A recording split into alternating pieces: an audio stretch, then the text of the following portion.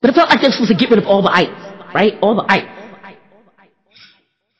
They're like gnats. What's it like? The eye. They get in your eyes. They got the ice and the blinding you. They're blinding you. Picture them out. They're blinding you. Ice. They blind you, right? And then I got at the end of it, they blind you. This just let me know that Israel's enemies were closer to them than they realized. Why? Because that may be Moabite, Perizzite, Teraphite, Jeroboamite, Uglyite, Jebusite, Hittite, Perizzite, Canaanite, all them ites. But check it out, Israel. You right over there with them, Israelite. The only thing makes you lighter than those lights is that you got God. So it's not because you did anything. How about Pastor Dave's always driving this point home with me. It's not because I do anything that's good, that separates me from, because I'm Jamie Hargis, right? And there's Tasha Hargis, and then there's Samantha Hargis. And it's Carl Norris, and then my older brother's name was Yamin. So he's dead, and, Carl just had a different father, like Tasha had a different father, but James adopted Tasha. It's a long story that nobody wants to hear. So even though my name is Jamie Hargis, the point is my name is Jamie Hargis, but I got siblings with the last name Hargis. I got a mother with the last name Hargis, right, attached to just because the name allows me to be identified with them fingertip wise, right? Y'all, you guys feel just like Saul. Y'all go in at y'all get your fingertips red, your fingertips about sick fingertips and sick heads. You get your fingertip red, your sick fingertip and sick head. Right? Because Saul went and he went about when he could not get, he inquired of the Lord and could not get an answer.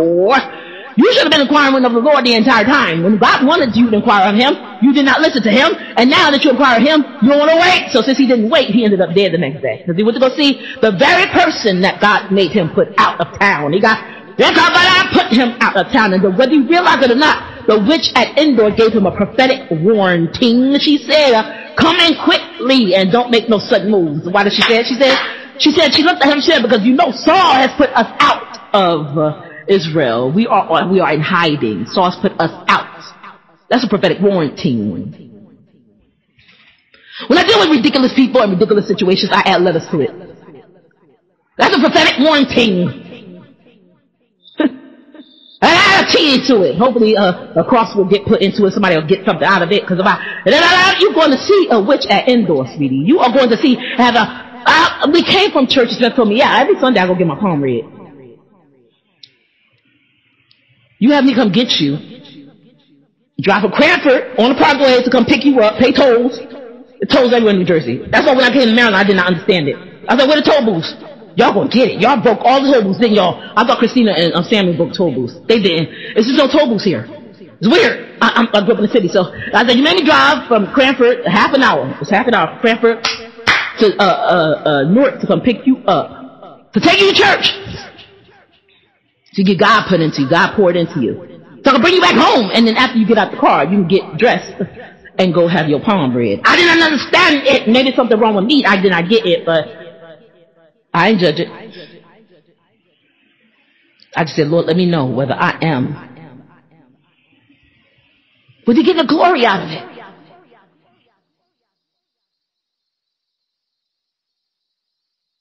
Because in 1 week you go and you have your palm read, you say that was a mistake, and you don't do it no more. That's one thing, that's 1 week. But you tell me every week you go and get your palm read, then what are we doing? The witch at Endor warned Saul about herself. She warned him. She reminded him. She said, don't forget that Saul has put us out. She reminded Saul of what he would do. It was a warning. I believe it's a word straight from God. Don't do this.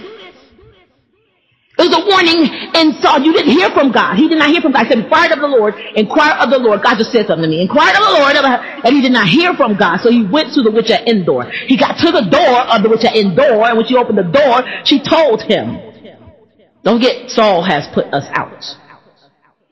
That was your answer. God is going to throw you a lifeline, throw you a lifeline. Line up your life and get out of there. And Saul was so selfish. She's so selfish. I said, Saul, stop stalling. Stand up like David. Saul was selfish. If Saul had told his son about the warning that he got from Samuel that night, his sons wouldn't have been there. His sons did not have to die. Saul was so selfish. If I'm going to die, they're going to die with me. Most people think that's because Saul kept saying, I'm going to say, get this crown for the next generation of me's, of Saul's, and so that everybody understand my line. Saul was not worried about his line. Saul was worried about himself, right? Because if Saul was worried about his line, Saul would have saved Jonathan. He already believed David was going to be king. So and Jonathan believed it. He would have saved Jonathan, his son, at least. But what did Saul do? The prophecy came forth that said, you and your son's going to be with me tomorrow. Whether that was Samuel or not, I have different opinions. I think it was a visage of the form of Samuel. Somebody that he could relate to. So that he would believe that this warning is coming from God. If you had put Albert Einstein up there, Albert Einstein came up, they were like, this is the wrong person. But the visage of Samuel came up, and I believe it was because of the fact that he had that somebody floating over that little witch's pot, that cauldron. Y'all know y'all do those magical mixies, that toy. Y'all know, y'all kids do it. Seances. Say what? Ounces. What you say? Ounces. Y'all do that. That's what y'all do. You got a cauldron. Y'all got that pot. So somebody that would rise up above that pot. That's Saul knew. Because if Jesus had stood up over that pot, Saul would not have believed it. Why? Because Saul had never seen Jesus. If Abraham had rose up over that pot, he would not believe it because he had never seen Abraham. And the theory is that witch would have shut it down and started over again. Kept starting over again until they got somebody that at least looked like Samuel. Do I think it was Samuel? Absolutely not. Why? Because the Bible said the dead had no dealing with the living. If the dead got no dealing with the living, then why would that Samuel be talking to Saul? Saul is not important enough for God to break the spiritual laws. So, and God did not break law for his son. The law says that if you sin, just spiritually, right? If you sin, somebody got to die. That's the point of sacrifice. Somebody got to die. The son stood up and took the punishment for Adam. And God did not break covenant. His son would die. So if God would keep covenant, and why would he break covenant for Saul? I don't believe that was Samuel. Either way, I believe it was a form, a visage of Samuel, so Saul would believe it. So he not question it. The biggest problem that I had with the issue, I didn't care about Saul dying. I thought it was time. It's time. It's time. It's time. Oh yes, it's time. It's time. It's time. That ain't no song. I thought it was time. It said the royal sons will be with Eve. Jonathan, right? Malchishua, and what was it, Abinadab? I'm not sure. I think it was Abinadab, but I'm not sure. Try the middle one. It said Jonathan, I think that boy name is Abinadab, and I think it's Malchishua. I remember Malchishua because that's a nice name, Malchishua. Malchishua, right? It's like sneeze, Malchishua. Bless you. Thank you. Malchishua. Jimmy's a little slow. Okay, so, but hey, it sounds like a sneeze to me. I like weird names. I mean, when I do that, I really feel like her and Abigail are looking down here from heaven like, oh, wait till you get here. Wait till you get here.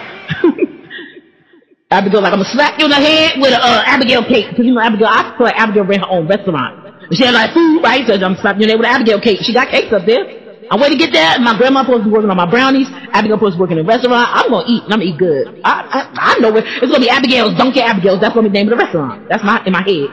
But since Abigail and Henna Wham was wife-in-laws, right? Because what relationship do you have? That's not your mother-in-law. That's not your sister-in-law. What relationship do you have to the woman that's married to your man?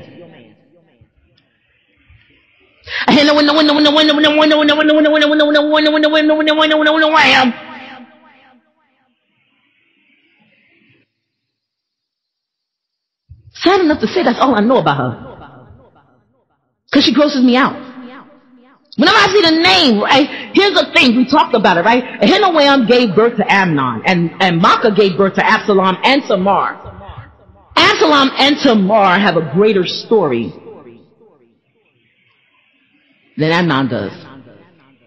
All the pain that was inflicted on Absalom and his sister Tamar was done in and inflicted on them by their brother Amnon. Because there were two queens, Ahinoam and Maacah. I believe this is why God says one wife is enough, ain't she? See, I think all the Bible says we can marry more than one person. Oh yeah, we get our, what I said in the beginning of the blog, our freak, right? We get our freak on. We get our freak on, right? Because it's nasty, right? It's abomination. You getting your freak on, right? It's nasty, the abomination. You're a freak. And when you freak, right, the little freaks are born, right? That's why they have, that's why they got the Hamanite, whatever that is, Haman. Because that's just another ite, right? That's Israel's cousin. That's killing him. Israel's cousin mad at him. Why? Because he living. So like Haman, trying to kill the Israelites, these Hamanites is trying to kill the Israelites. They like their granddad. They wait, see, I got asthma and it's really bothering me today, y'all. I mean, the tenant upstairs, wow. Grandpappy Haman. They doing just like their grandpappy taught them. They don't know how to love, so they're gonna kill.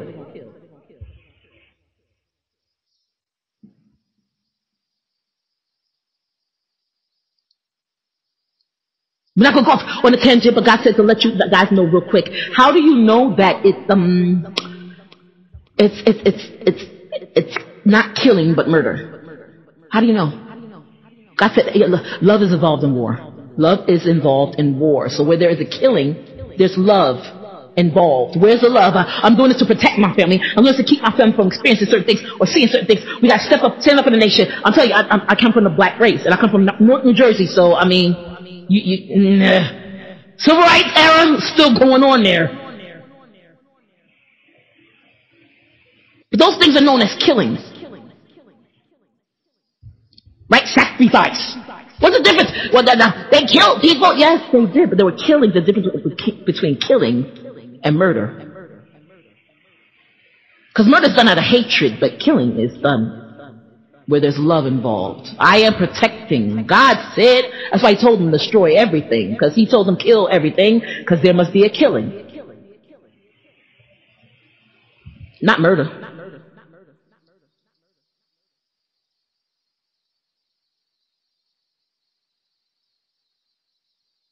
It's hard because I question.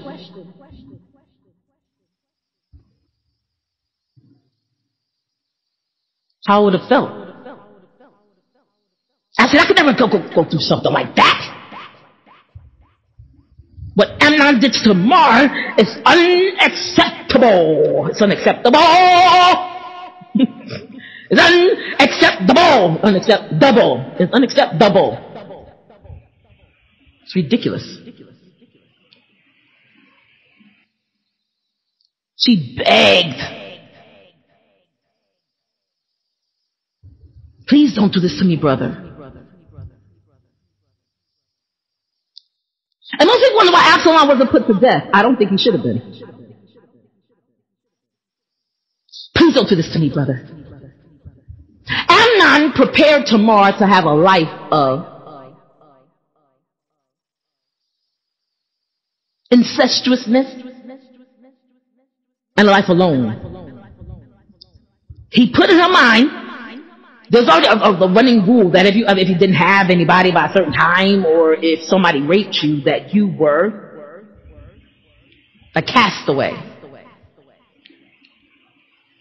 So he put in her mind when he raped her, as her brother, when he raped her, took from her what was not his to take. When he treated her that way, he put in her mind, I am a castaway. Where's she? Cast away. Can we go get her? No, she's cast away. And the way that the rules work is that nothing happened to the man, but the girl was cast away.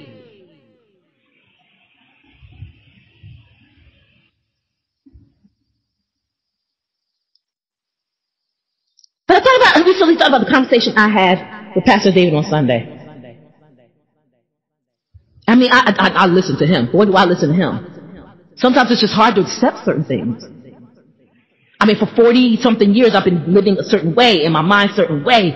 And he's the only one that's been able to break through to me. People have come to me and tried to help me or tried to tell me, you are this. And I look at them like, okay, I want to be that. But then as I start to walk, I've learned how to walk it out by myself. And when I look back, no one was behind me. I had questions, but no one would answer me. They would run from me when I came to see them about anything. That you can't tell me what God is calling me to do. You can't tell me what God is calling me to be and then run from me. Because then I won't believe you. He didn't. Pastor David didn't. And so we had this conversation. I felt like he was fighting me for me. Again, Sunday, fighting me for me. And it hurt. So I came home and I focused and I laid on my bed and I said, I cannot deal with all of this stuff from the 10 upstairs. And I told the landlord, I cannot deal with all this craziness here because I have people that are important telling me things about my walk with Christ. And so I need to focus, right? Because I cannot be the Jamie that you need to see, right? But more than that, more important than that, I cannot be the Jamie that God is looking for me to be so that I can win a nation for him. I can't go into the world. He cannot commission me if I do not focus on what this man is telling me. My dad has these messages. He has these lessons. I gotta focus.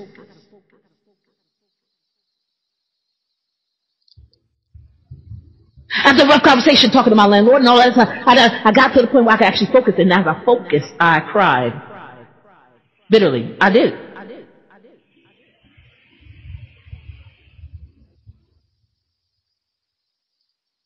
Because I realized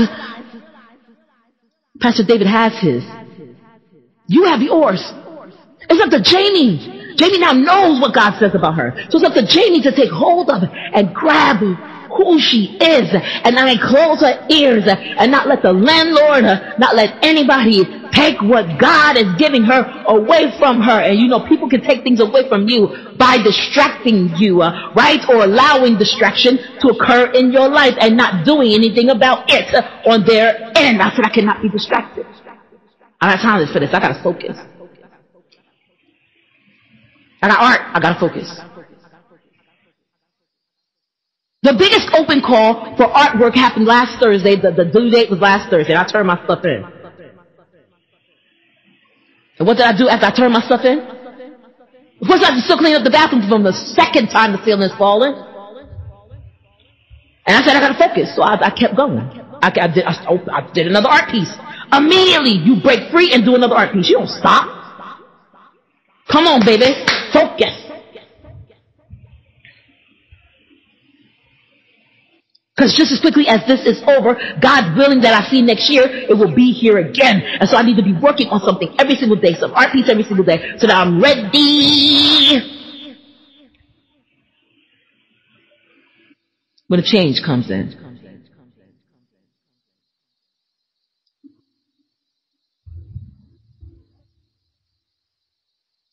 I said, who's with Tamar? When she went to go see her brother. Selah.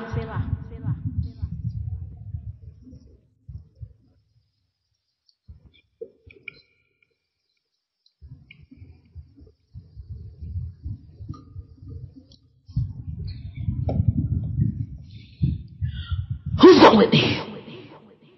Besides Flipper here. I want to see my brother. Who's going with me? It's important for me to talk to my brother. Who's going with me?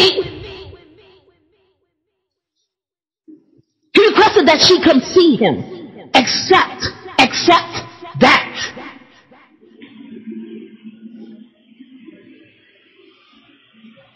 She went to go see him without wisdom packed on with her. She went to go see him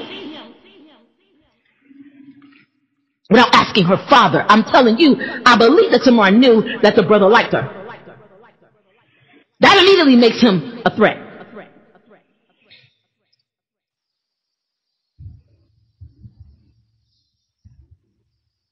Because Because ladies, I'm sorry, no good man is going to tell you, hey, our first time meeting or our first time talking, hey, come over by my house. Later on today, I got to tell you something. No good man is going to come or ask you to come to his house. It's just not right. But that was her brother. So that wasn't really a man, right? Except he said, I'm sick, come help me, right? I'm giving you all the highlights of it. He said, I'm sick, come help me. I need your help tomorrow, I'm sick, come help me. I would ask, okay, why you need my help specifically? And I would have some hot sauce with me.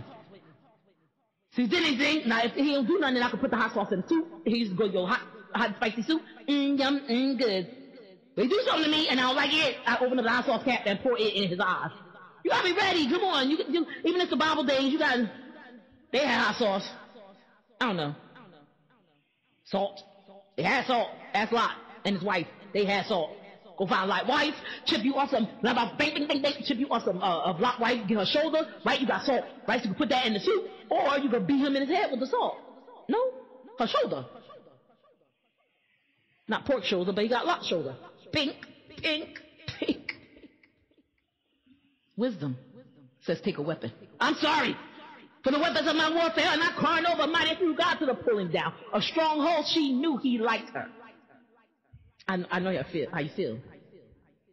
Also, he did not pursue. So no matter what happens, I knew he was going to devalue you. I knew he was going to put you beneath him. Why? Because when he asked for you, you came.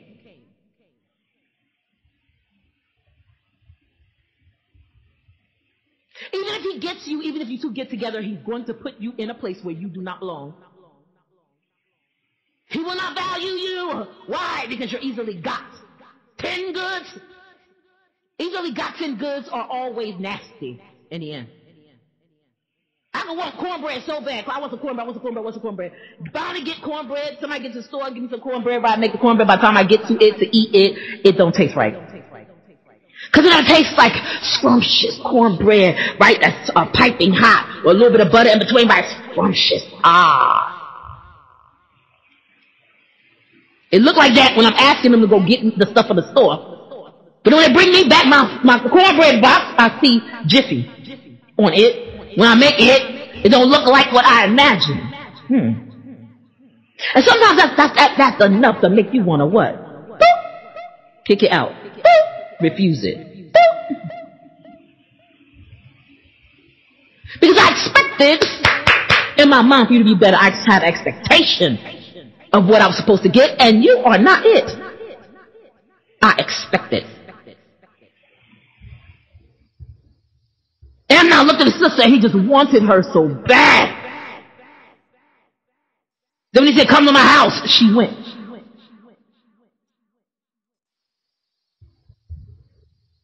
First mistake is knowing that he wants you so bad and not doing nothing about it.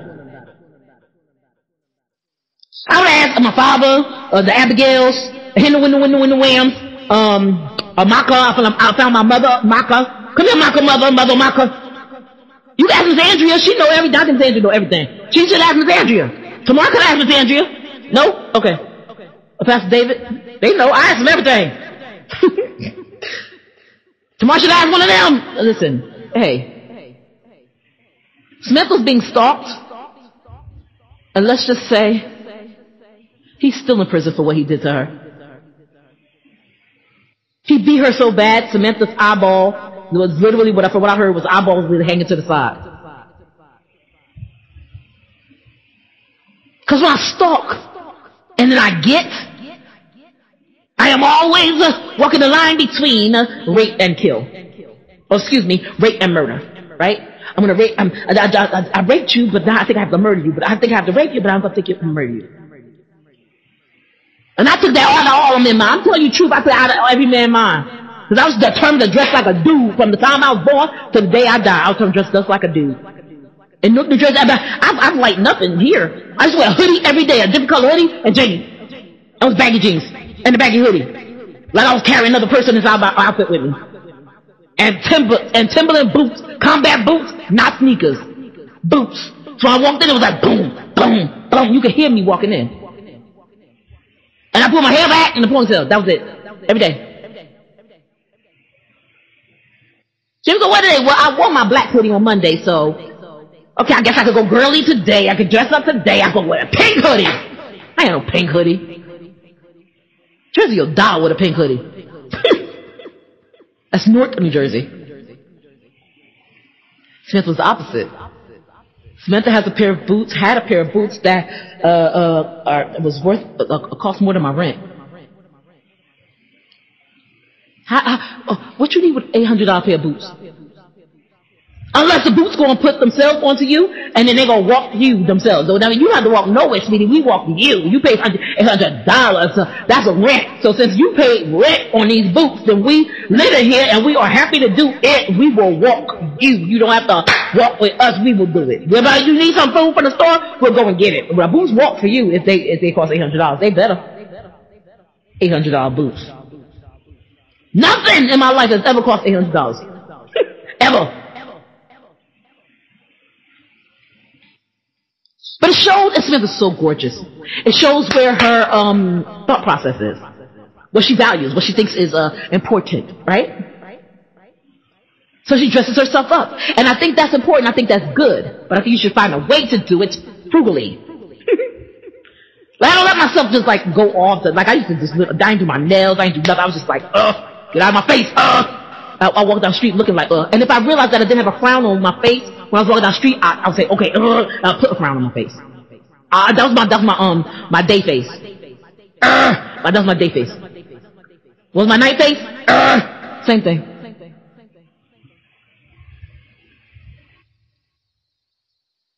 My cousin and I were downtown North walking at one point, and we were just walking down the street. We shouldn't have been down there. And we should have been downtown North. We were coming to church, and we just walked past the church and kept going.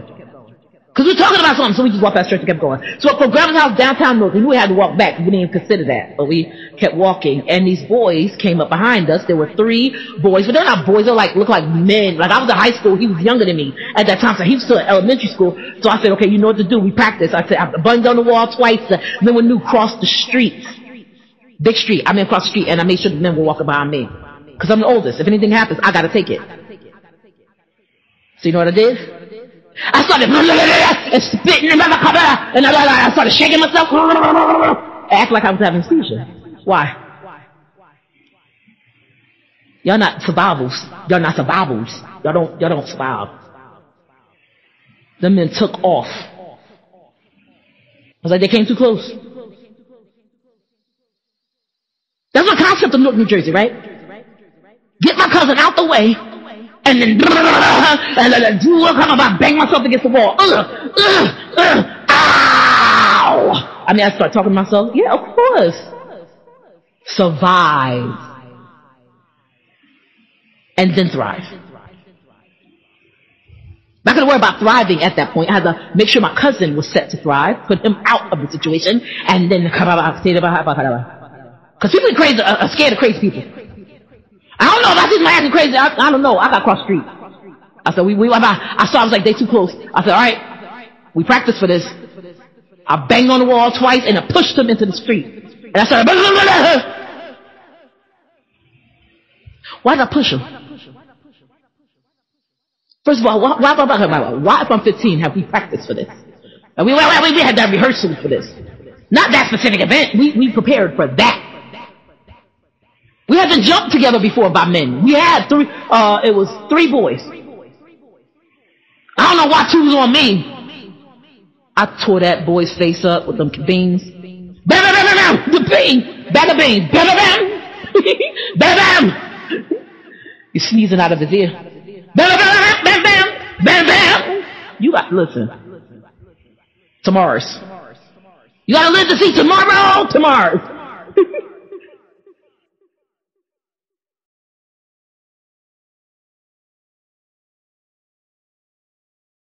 Shaken, broken, but I'm not giving in. Taking faith by the throat, standing tall through suffering. What else do we do when the call comes through? But stand through, perplexed and confused, we stand. Though our tears used and abused, we stand. Though we cry late at night, we stand. When we've lost the will to fight, we stand. Though friends have come and gone, we stand. That's barely holding on, we stand.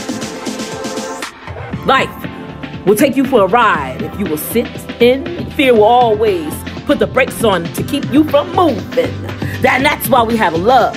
It perfectly casts fear out. It stands as God the Father. In our perplexed, He's got our all figured out. We stand. Though perplexed and confused, we stand. Though our tears used and abused, we stand. Though we cry late at night, we stand. When we've lost the will to fight, we stand. Though friends have come and gone, we stand. Left barely holding on, we stand.